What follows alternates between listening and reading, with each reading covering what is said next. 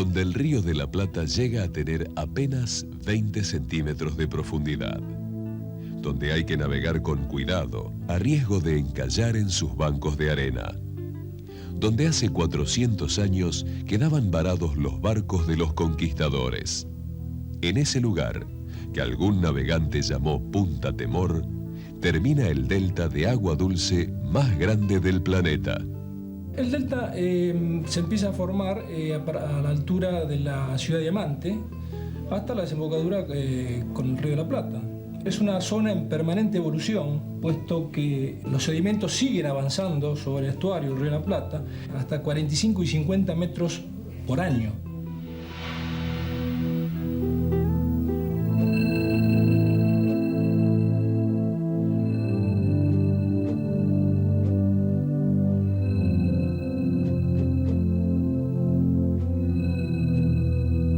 Otros barcos serían los que a fines del siglo XIX traerían a los primeros pobladores europeos del delta. Allí se establecerían familias que aún hoy siguen poblando sus tierras. Del 1905 fue el primer contacto que estableció mi abuelo paterno acá, para radicarse después en el año 1915. Y esporádicamente porque acá medios de vida no había. Entonces mi abuelo trabajaba en la ciudad y mi padre, que era muchacho joven, se vino para acá. Abastecido, digamos, de alguna manera de allá, hasta el año 30 y pico, me parece que fue eso. Entonces ya se radicó toda la familia acá. Nuestros abuelos, llegados de Europa, en 1869 vinieron al delta. Y de ahí se alojaron primeramente en una ranchada en un albardón, al fondo. Que el río en aquella época todavía estaba tapado de camalotes. Y bueno, de ahí nacieron los 10 hijos de Castañaga. Los vascos que vinieron, que la mayoría eran analfabetos, algunos los trajo, algunos radicó. Sí. Y ahí había gran amistad. Pedro San Martín con Castañaga, tienen que haberlo traído ellos a Castañaga y todos enseguida otra vez. Vascos que venían y que se casaban con otra vasca.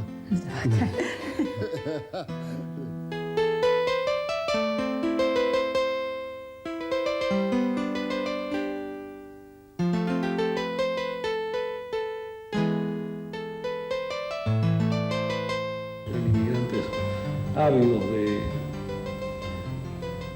querer hacer producir a la tierra. Se encontraron con una tierra muy buena, con un lugar muy agradable para vivir. Bueno, y transformaron ese delta en algo que históricamente quedó en el tiempo como un jardín. Acá había población autóctona, vamos a decir, criollos, pero le daban una importancia relativa a ser propietarios. Más bien se dedicaban a la caza, a la pesca, y con eso vivían bien. Pero el que vino de Europa tenía un afán de ser propietario de alguna manera. Acá las tierras se consiguen relativamente baratas. Y bueno, y así se fue poblando las islas. Tierras fértiles a bajo costo y cercanas a la gran ciudad, sumadas a la decisión de trabajar duro, fueron las razones de un tiempo de crecimiento desmesurado como su fecundidad.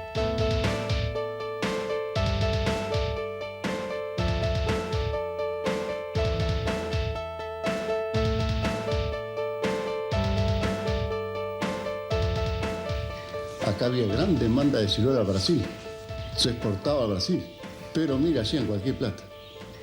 Porque cada cosa traía por algún mercado que existía. Después de ahí arrancó la fruta. Había plantaciones importantes de duraznos, ciruelas, manzanas, pero digamos, la producción más importante era en lo que respecta a cítricos.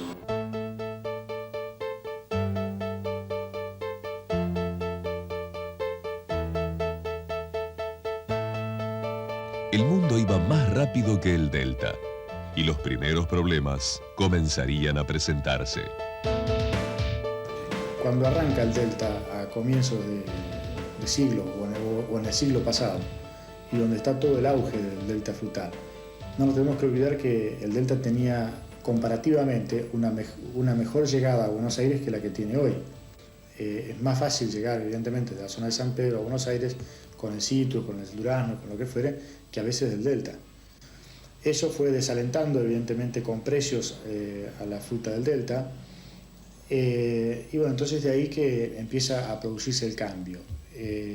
La gente, el productor, ante una, dos, tres, varias cosechas en donde no veía los frutos que esperaba, bueno, se fue desalentando desde el punto de vista frutícola y fue entonces abandonando las producciones frutales y en lugar de dejar la quinta totalmente abandonada, la empezó a volcar al área forestal.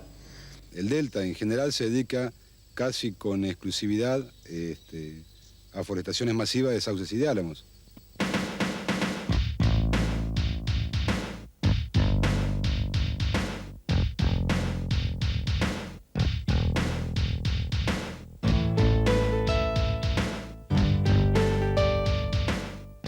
El río, como protagonista de la historia del delta, da sus características a cada acto de los isleños. La vida va y viene por el río.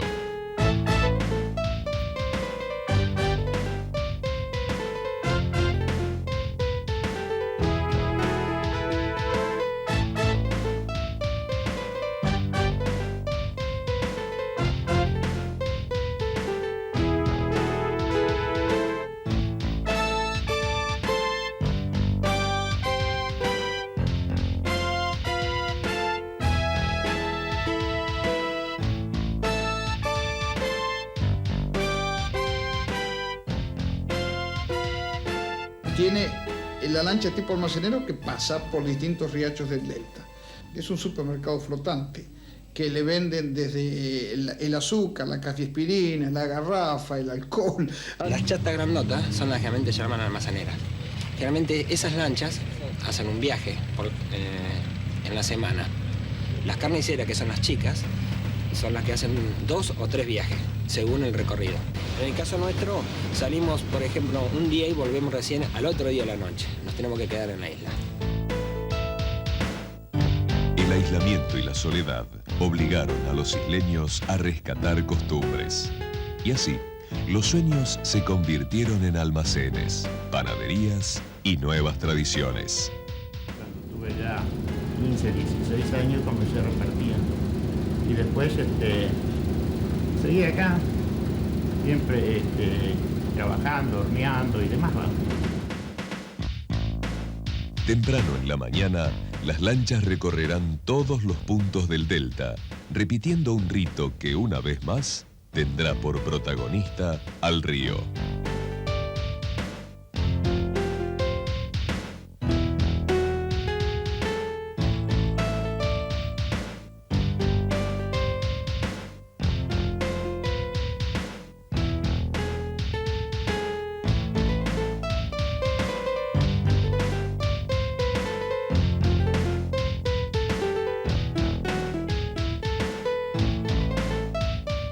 El chico de Islas tiende a quedarse en la escuela, o sea, no tiende a irse de la escuela.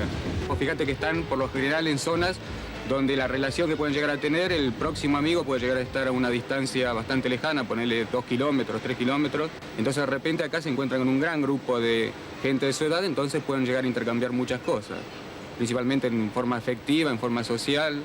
O sea, que eso es la necesidad que tiene el adolescente, ¿no? De repente. Yo vengo de Carabelas, tengo 2 horas y media de viaje y vengo con una lancha de la Anita Alicia. Y tenemos 2 horas y media de ida y serían 2 horas y media de vuelta aproximadamente. En lancha. En lancha, sí, en lancha nada más.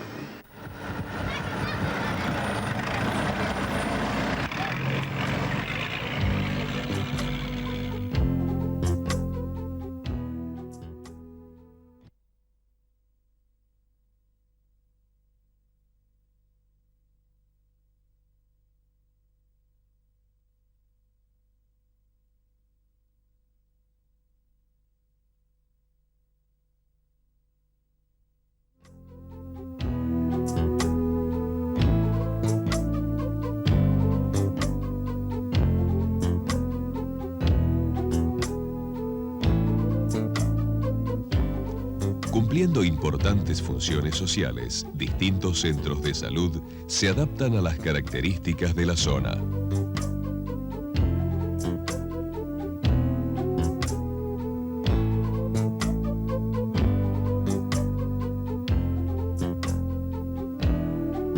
Es un hospital de agudos, que se atienden urgencias, que cuando no las podemos solucionar, buscamos los medios para llevarnos a un hospital de mayor complejidad. Porque acá tenemos limitaciones médicas por falta de complejidad y es lógico. No se puede tener un hospital de alta complejidad en una isla como en nuestra situación política actual, y económica.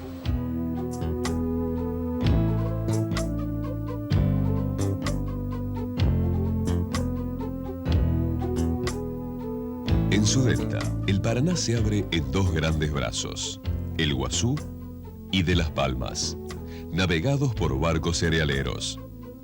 Camino al mar, atravesarán un delta con características cambiantes. Bueno, el delta, yo siempre dije que se divide en tres partes. Hay un delta entrerriano, cuyo límite podría ser el Paraná-Guazú. Hay un delta central, que es perfectamente ubicable, digamos, es lo que se llama el delta de Carabelas, y el delta inferior, que es digamos, es todo su límite con el Río de la Plata.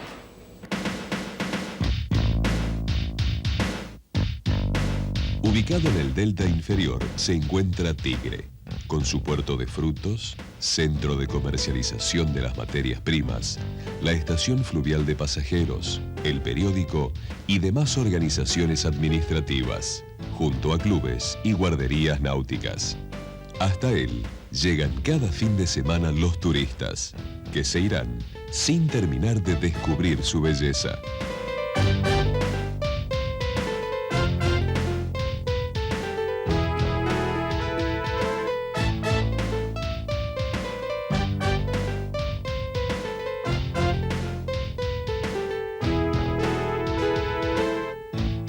Nosotros tenemos un flujo turístico en el partido del Tigre de 85.000 turistas por fin de semana. Tigre es la cuna del remo argentino. El remo es el deporte por excelencia. Se practica el canotaje, se practica la motonáutica, el esquí acuático. Usted sabe que el esquí acuático, lo lindo y lo elegante, hace que cada año tengamos más adeptos.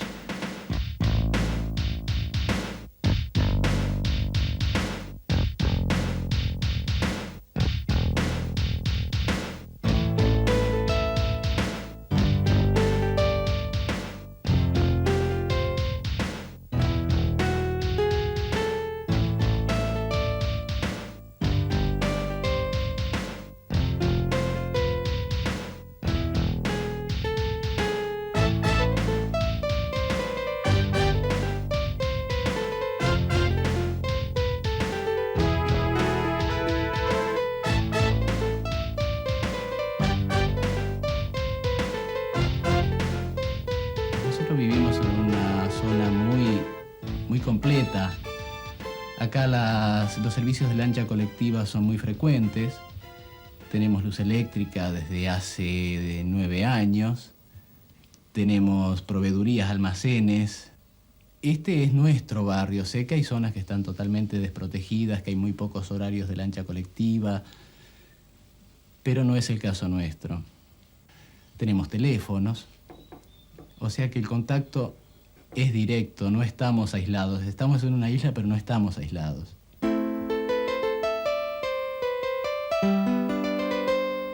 Detrás del delta turístico está el delta laborioso. Y así, detrás de las casas ribereñas se encuentran las quintas, las plantaciones, los colmenares. Cosechas de miel se hace, la explotación de la zona es básicamente por la ligustrina, que es una floración masiva a mediados de primavera. Como el flujo nectarífero es temprano, nosotros hacemos núcleos y cría de reina. Entonces se explota más la colmena a nivel animal que a nivel producción de miel.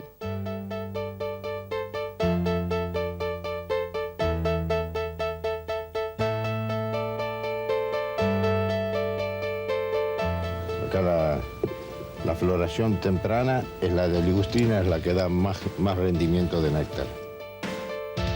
En esta época estamos cosechando la camelia, es la flor que se junta de plantas y en el taller se confeccionan paquetes de flores, de 24 flores cada uno, se embalan con papel blanco y eso van al mercado de flores. Y hay bastante plantación de azalea y que uno entonces en ese momento, ahora como dedicamos un grueso a la camelia, después nos dedicamos un grueso a la azalea. Estos últimos años atrás hubo muchas mareas, eso fue lo que lo perjudicó algo. Que la marea viene a ser repuntes que cubren la tierra 50 centímetros, 40 centímetros, 30 centímetros, 1 metro nomás cubre la tierra, sin ser inundaciones grandes. Uno tiene que adaptarse a ellas, no puede ir contra el medio. Entonces las casas se hacen más altas, uno siempre tiene una provisión de alimentos dentro de la casa, no perecedero. Porque aquí tenemos la influencia del Río de la Plata, únicamente tenemos una inundación cuando viene una sudestada. Una sudestada tiene en término medio una duración de 3 días. El primer día se produce la avanzada del agua, el segundo día el agua prácticamente alcanza su nivel máximo, es decir, primero atropella con mucha fuerza hasta sobrepasar el nivel de las costas, de los albardones, después ya le cuesta seguir creciendo porque ya se hace todo, digamos, como si fuera un lago. Y inevitablemente al tercer día el agua se retira. Cada delta sufre de manera distinta sus inundaciones. La proximidad al Río de la Plata expone al delta inferior a la suerte de sus sudestadas. Cuando el viento deje de soplar, el río se retira volviendo a su cauce. En el delta medio y superior, las cosas no son tan sencillas. Las aguas irán ganando terreno lentamente. Pero una vez anegados los campos, la falta de vías de escape la retendrán por semanas. Durante meses, los habitantes no tendrán más paisaje que el agua humedeciendo los días y los sueños. Un año sin ver la tierra tuvimos, sin ver la tierra lo que. El 100% de la madera se perdió. Sobre la calle principal teníamos más o menos 2,20 metros, 2,30 metros de agua. Se calculó que en la última creciente del año 83 se han perdido alrededor de 50.000 hectáreas de forestación.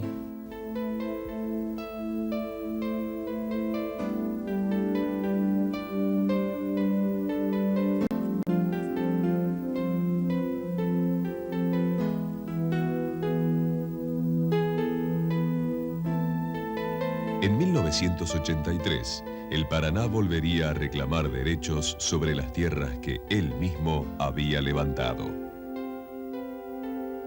Tuvimos un año de crecida acá, pero el pico máximo duró más o menos 6 meses, que serían entre 70, 80 centímetros y 1 metro sobre el terreno.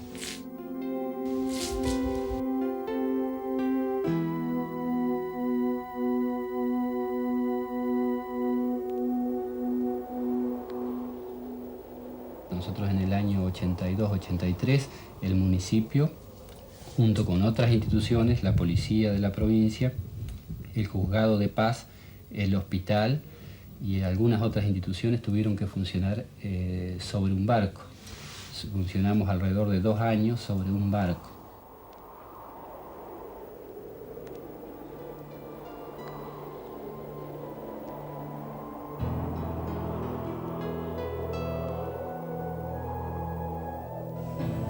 Re aburrido porque no teníamos lugar mucho donde andar, va en mi caso, porque mi casa, suponer, lindaba con terraplenes y andábamos de la escalera por un tablón al terraplén y más no podíamos salir. Y así la mayoría de los casos.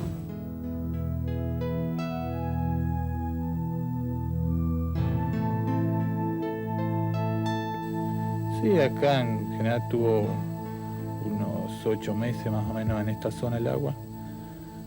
Habría unos 2 metros sobre la costa, la madera se hacía sobre pontones y después se cargaba el barco. Y bueno, esa era la vida, o la caza de nutrias y carpincho. La mayoría de la gente se fue y bueno, el que quiso luchar se quedó y plantó, siguió plantando y vive acá, pero es muy poca. Pienso ya un 70% se fuera. Durante la creciente del 83 muchos se han puesto a voltear madera desde los pontones.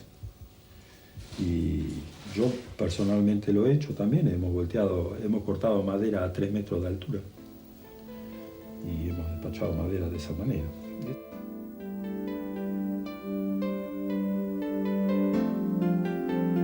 Perdimos lo que es frutales, quedaron solamente algunas plantaciones que se pudieron salvar de lo que estaba indicado, pero muy poco. Después del agua, los montes que quedaron se secaron, ¿no es cierto? Salvo algunos cuadros de americano y algún sauce nuevo por ahí.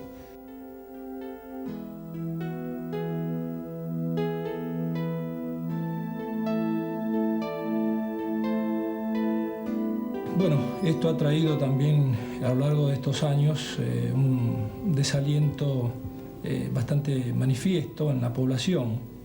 Fíjense ustedes que el Delta del Paraná tenía en el año 40, en la década del 40, alrededor de 25.000 habitantes estables viviendo en las islas, y actualmente la población escasamente llega a los 2.500 habitantes.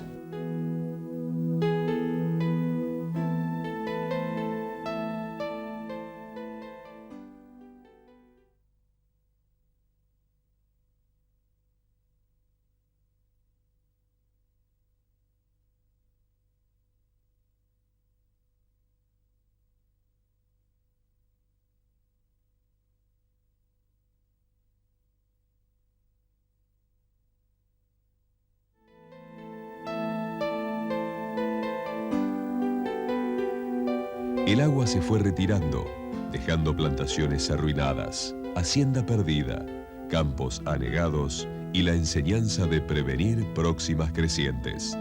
Y el sistema que podemos decir que es el que estamos tratando, impulsando desde la cooperativa y estamos tratando de concientizar a todos los productores a que lleguen a esto, es el recuperar todas sus tierras, tratando de sanearlas del agua, tratando de que busquemos recuperar las tierras más bajas para una producción mejor.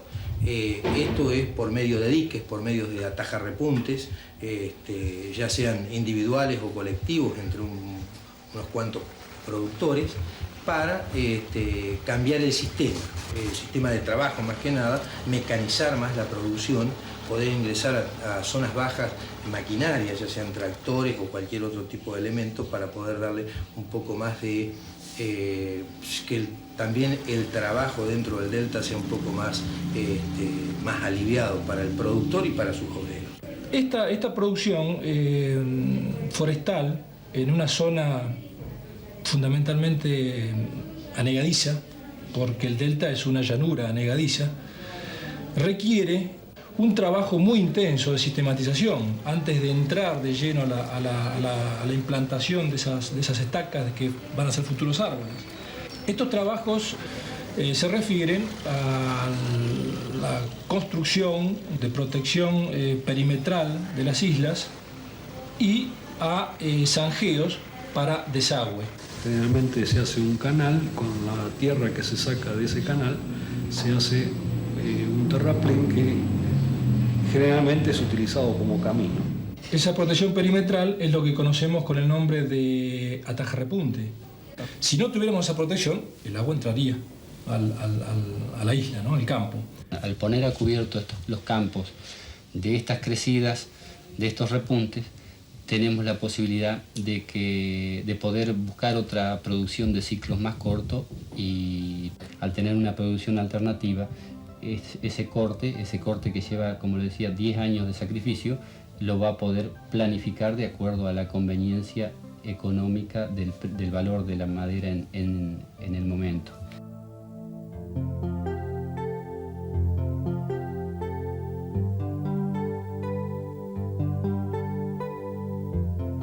El delta y sus habitantes comparten una característica.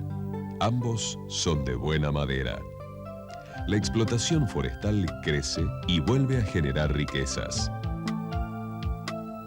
El delta está ubicado dentro del contexto del país un tanto estratégico, ¿no? Estamos desde acá, donde estamos parados, a 160 kilómetros de la capital federal. Tenemos todo un sistema de navegación fluvial muy desarrollado. Los montes de todo el hemisferio norte son bosques que tardan muchos años en poder lograrse. Nosotros acá en 8 años tenemos montes de sauces maderables. El mayor valor que tiene el delta forestal es la cercanía a Buenos Aires.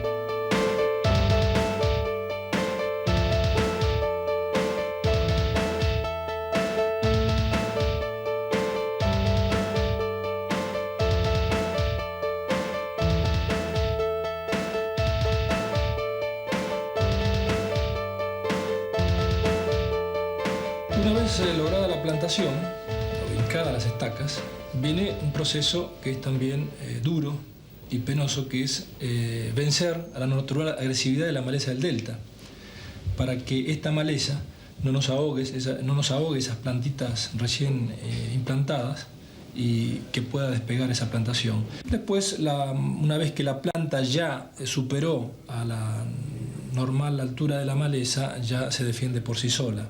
Si hablamos de lo que puede ser la plantación, es una plantación manual, es una plantación en base a brazos. Pero la extracción de la madera es la que se dificulta.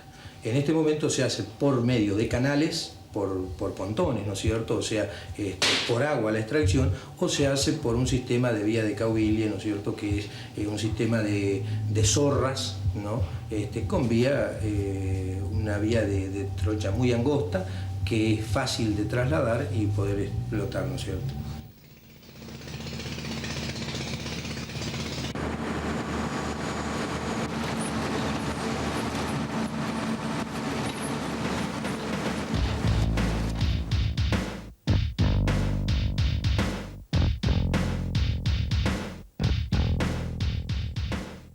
Surcando las islas en trencitos que parecen de juguete, los isleños sacan a la costa la producción de los montes. Donde un tractor quedaría anegado, los trencitos van y vienen.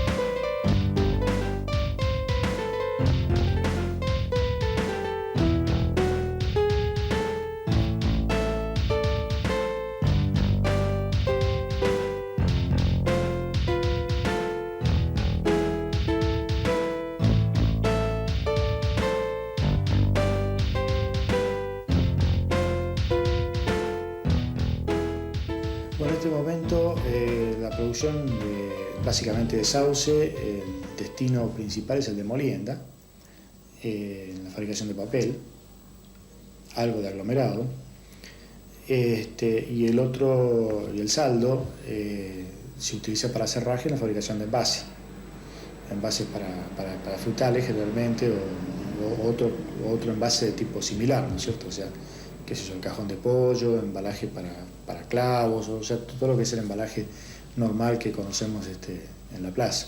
En el caso del álamo, más o menos similar también, o sea, hay una parte del álamo que se utiliza para tablear, con distintas aptitudes, como para mueble o cosas así. Otra parte del álamo también va para envase junto con el sauce, y si no, para molienda en la fábrica generalmente de papel. Nosotros particularmente producimos para fabricación de papel, entonces no interesa diámetros. Tenemos diámetros muy estrictos, o sea, no podemos pasar determinado diámetro porque es madera que va a chipeo, que va a molienda. Los productores que producen para aserrado plantan a mayor distanciamiento. De esta forma la planta gana en diámetro.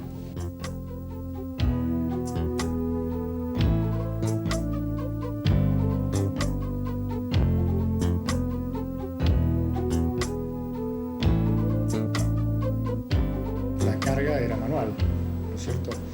Es decir, lo que todavía vemos en muchos lugares, o sea, la carga a hombro, es decir, el caminar por encima de la planchada, y bueno, toda esta tarea de alguna manera bastante penosa, conflictiva, difícil, hasta riesgosa para el personal que lo estaba haciendo, además de ser una tarea intensa, fue nosotros motivando la idea de buscar alguna solución de tipo mecánica.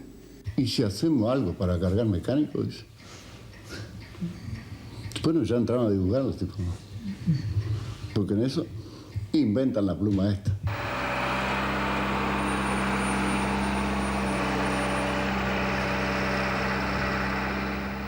Para tener una idea, por ejemplo, de una comparación, para cargar el barco, el Verrax, en forma manual, antes de la grúa, era necesario más o menos una dotación de 10 o 12 personas al cabo de toda una jornada. Con la incorporación de la máquina, bueno, ese personal no necesita estar afectado a esta actividad, puede estar cumpliendo otra actividad y bueno, dejar que la máquina haga ese trabajo difícil, que en este caso lo hace en 3 horas.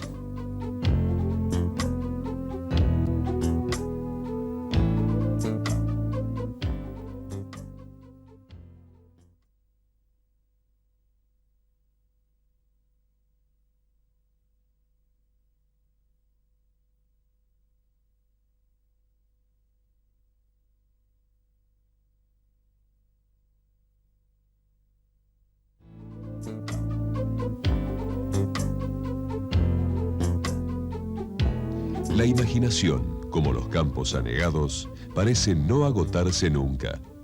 Las técnicas se van mejorando y el trabajo se hace cada vez más rápido y seguro. Gerente forestal de Papel Prensa, en una visita que me hizo, así muy amablemente me desafió a que le ideara un nuevo sistema para transporte de madera, o sea, la saca de madera que le llaman ellos desde el campo hasta la costa, ¿no? En vez de hacer un plano, me hice una miniatura y se los mostré a ellos, quedaron encantados, les gustó en principio. La idea es, como ustedes ven acá están los palitos, es preparar una serie de contenedores que aproximadamente llevarán 8 o 10 toneladas según el tipo de terreno, ¿no? Entonces, una sola persona con un solo tractor y un carro se va al campo, lo coloca debajo del contenedor, lo levanta, al contenedor le quita los soportes estos, luego baja el hidráulico para que la carga se soporte sobre el carro y se viene a la costa. Esto es fácil de maniobrar, cosa que con un carro con lanza común no lo pueden hacer porque se le cruza. Viene a la costa, lo estaciona contra la costa, repite la operación, levanta con el hidráulico, baja las patas y se va a buscar el otro, ¿no? Lo principal es que la rueda tenga buena sustentación, o sea, es una goma especial bastante ancha, digamos así, para que soporte el peso sobre el barro, ¿no? No puede llevar elástico porque hay peligro de tumbarse, justamente por esa irregularidad del camino. Y tiene un sistema de balancín, que es conocido, que al tropezarse con un accidente del terreno, se levanta, pero una parte del carro. Si esto fuera fijo, se levantaría mucho más y el peligro de tumba la carga. En cambio, la diferencia que hay. Eso permite que la carga venga a la costa más o menos segura, ¿no? Y luego la otra rueda, independientemente de esta. Vale decir que las ruedas en este trabajo copian el terreno y mantienen la estructura del acoplado junto con la carga más o menos en una forma plana, como para que no haya peligro, digamos, de descargarlo por el camino, ¿no?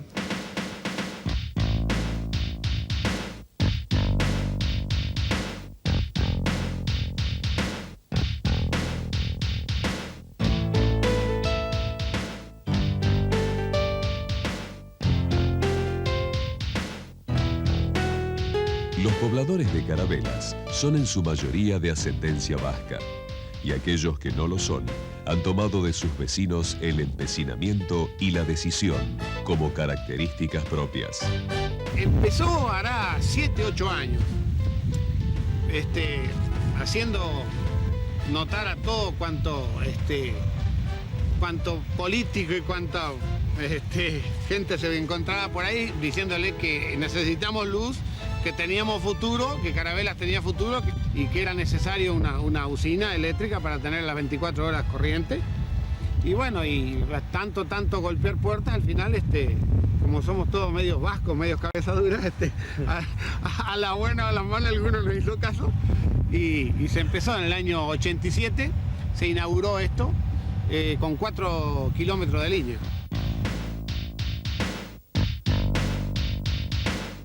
Bueno, estos caminos que usted ve son caminos internos de la quinta, ¿vio?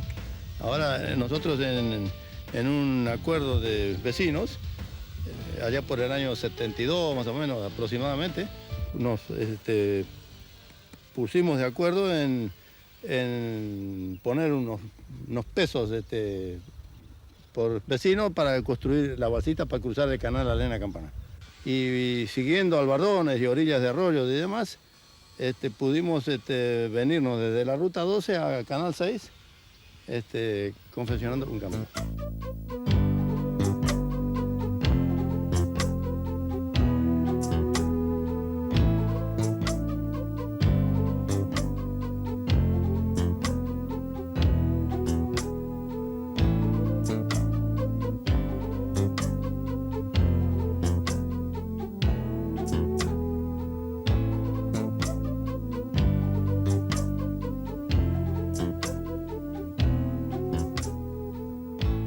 El transporte fluvial para funcionar necesita el apoyo de algún transporte terrestre inmediato.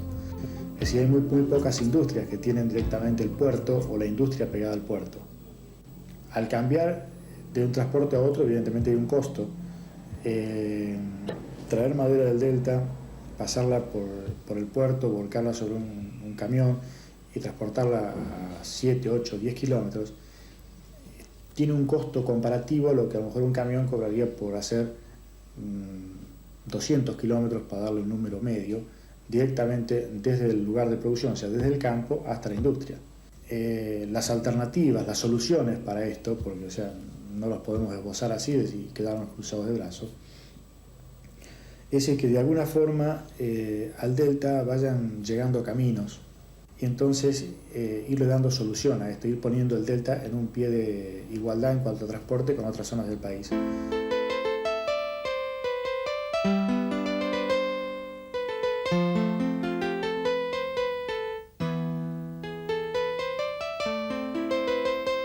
También los habitantes del delta entrerriano quieren tener su camino. Así han emprendido un trabajo que ya lleva 10 años y que ha tendido 30 kilómetros, restando 10 más para conectarse con la Ruta 12.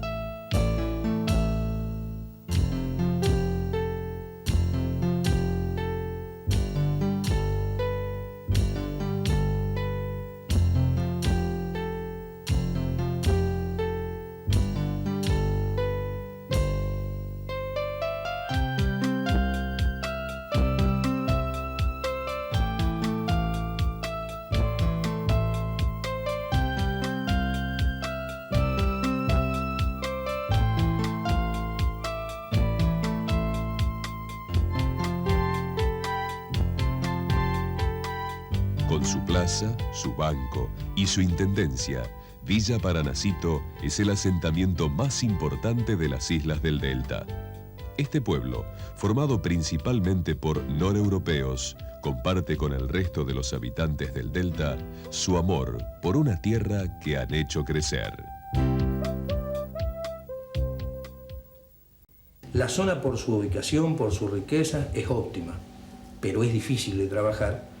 La gente en el delta trabaja a veces con agua a la rodilla o en circunstancias bastante difíciles, ¿no es cierto? Y más cuando estamos hablando de temporada de invierno. Es un sector que ha ido quedando un poco marginado, postergado, muy cerca de la capital federal, pero que ha ido quedando marginado por distintos motivos. Yo creo que esto se va a revertir en poco tiempo y vamos a tener lo que estamos deseando todos los isleños.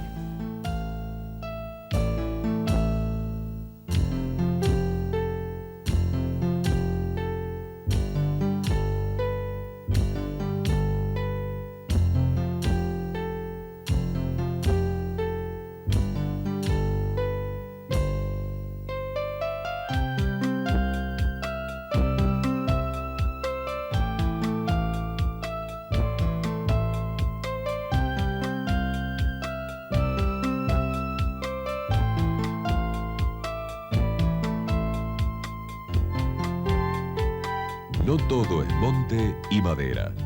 Y para los que solo cuentan con sus propios brazos y la decisión de trabajar duro, el Delta ofrece alternativas. Y así, el junco cortado mientras el agua está baja será secado al sol y luego transformado en artesanía, al igual que el mimbre. Para productor no pudiente, el mimbre, el que tenga poco espacio de terreno, se puede aprovechar. Con poco terreno se puede hacer una cosechita más o menos buena. Y una familia se puede mantener exclusivamente con el mimbre. Se comienza a plantar en los meses de junio, julio y agosto, con estaquitas de 60 centímetros. Y ya en el primer año ya te da una producción, por lo menos salva el gasto. En tercer año ya entramos ya a obtener este beneficio. El mimbre se corta, se lo mete paquete por paquete en un tacho donde se va seleccionando las medidas. Se hacen hasta 8, 10 y 12 medidas para que sea mejor. Luego lo enterramos en cantero y una vez enterrado en el cantero se espera que la brotación para poder pelar a savia. Tenemos dos sistemas de pelado, a mano y a máquina. A mano siempre es mimbre de primera calidad. A máquina ya no tanto, lo daña un poquito la máquina.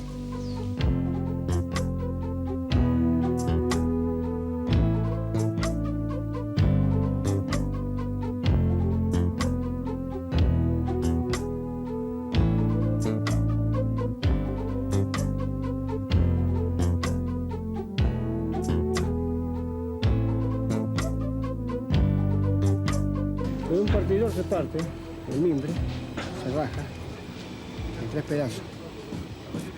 Va a la máquina y se pasa, que sale la esterilla y la falsa. ¿Sí? Que pasó los canastos. Con la esterilla se hacen estas panelas, en la parte de mimbre se hace esta. Y con la falsa se hacen los canastos. Sí. Pero acá hacemos todo nosotros, ¿viste? De la panera hasta el último mimbre, ¿viste?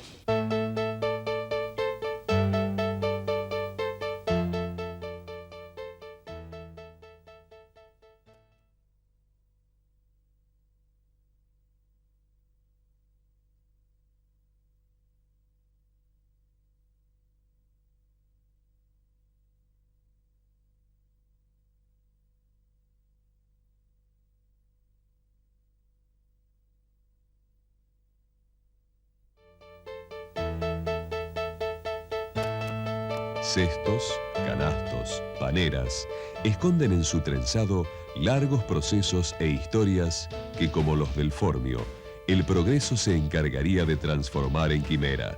Llegó a llamarse el oro verde, porque incluso se robaban hasta las rizomas, porque tomó un valor tan grande que duplicaba o triplicaba el valor de la madera. Y de ahí fue cuando se hicieron las mayores plantaciones, que fue a partir del año 55, esto duró más o menos hasta el año 65. Y las primeras industrializaciones se hicieron allá por más o menos 1928, que fue un español, don Espantoso Rodríguez, que la primera desfibradora la puso en la Quinta Los Mangangas, aquí cerca en el Paraná Mini, Canal 4. Le fue tan mal al hombre que se suicidó.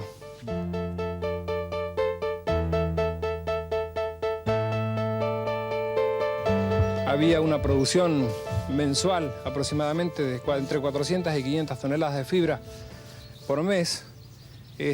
Bueno, de allí en más empezaron a aparecer las fibras de polietileno, polipropileno, todos los derivados del plástico, y fueron los que le quitaron mercado al Formio. El hilo de Formio se pone para el alma de los cables de acero.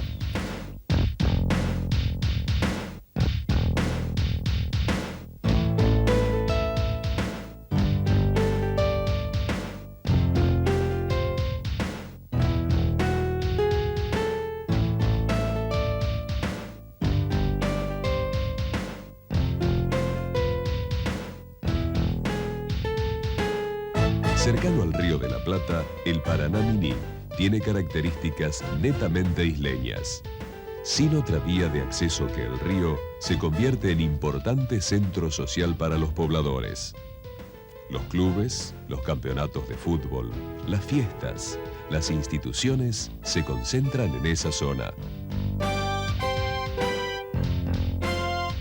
En el corazón del Paraná Miní, el centro de acopio toma características de punto de comercialización para la explotación forestal. El centro de acopio es un lugar de recepción de madera en un punto geográfico casi central del delta inferior. Toda una franja de ese delta hay una concentración de pequeños productores residentes en esos lugares y encuentran, digamos, en la mitad de camino de lo que podría ser los puertos de San Fernando y de Tigre, un lugar de entrega que les permite a ellos una economía de costos, una economía de tiempo, que realmente es una ventaja.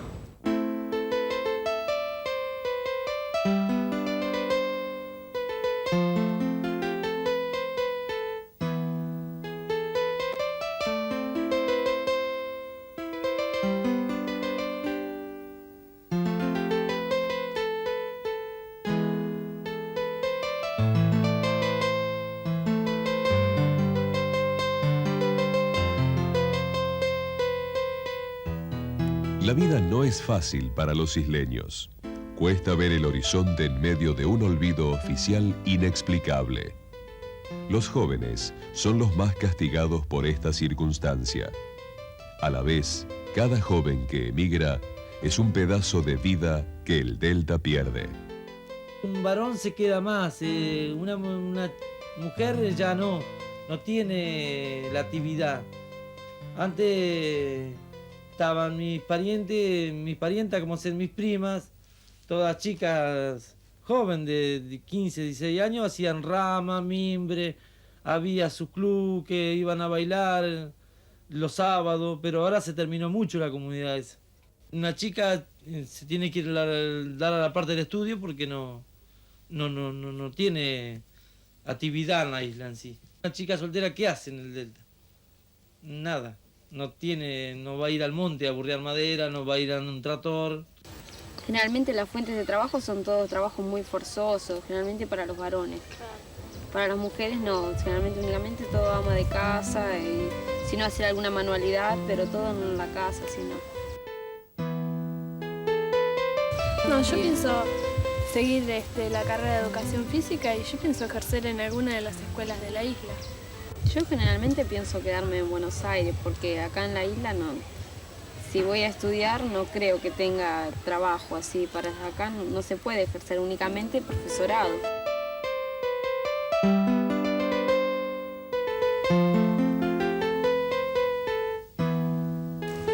No sé si puede llegar a ser, pero me gustaría vivir en la isla. Me gusta, viste, la paz que hay acá, la tranquilidad más que todo. Los hijos hay que acostumbrarlo también a lo que hizo uno y acostumbrarlo un poco a la actividad de lo que es el Delta. En sí, en el trabajo, que cambia mucho, el trabajo de los hijos que se van porque les gusta la ciudad, la ven más fácil, creen ellos la ven más fácil, pero no es así.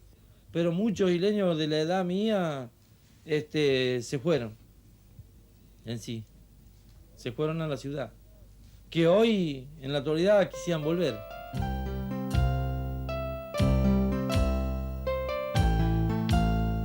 El Delta y sus pobladores no detienen su historia. Hombres y mujeres se han enamorado de las tierras que habitan. Saben que con una política distinta, este lugar sería un paraíso. Mientras tanto, construyen y esperan que algún día la Argentina descubra su delta.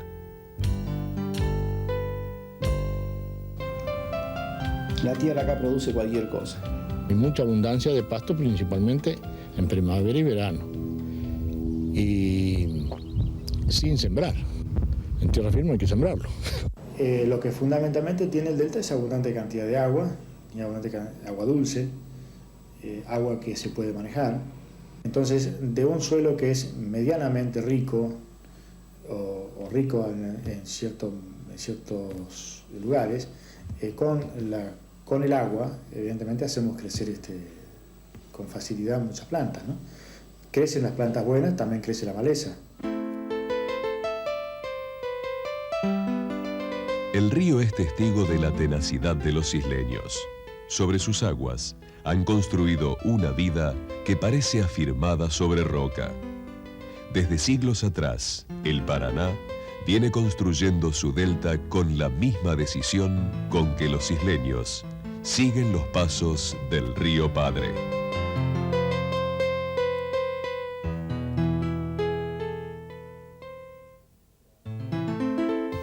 Yo antes de la creciente y aún ahora me pasa de que es lindo ver crecer un árbol y ver cómo prospera.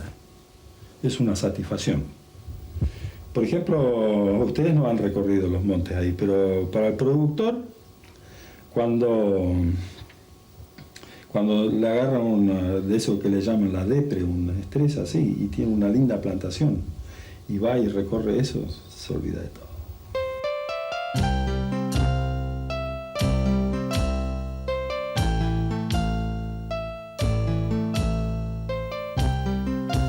Creo que no la cambiaríamos por nada. Lleva un periodo de adaptación, pero la libertad que nos da el delta no se compara con la de la ciudad. Acá se trabaja bien, se trabaja fuerte. Le digo, entre gente buena, entre gente que todavía uno a la tardecita se puede juntar a tomar un vermú, ¿no?